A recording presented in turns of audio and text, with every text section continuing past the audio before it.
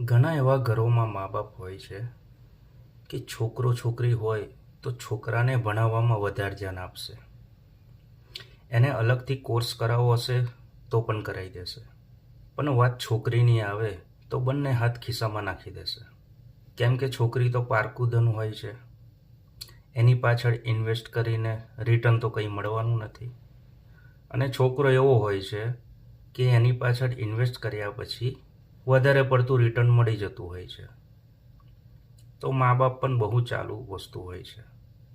અને છોકરીને ભણાવશે તો પણ એટલા માટે ભણાવશે કેમ કે આજુબાજુવાળા શું કહેશે, તમે છોકરીને ભણાવી નહીં તો મા બાપ થોડું ઘણું ભણાવી દેશે, એ પણ સમાજના ડરથી.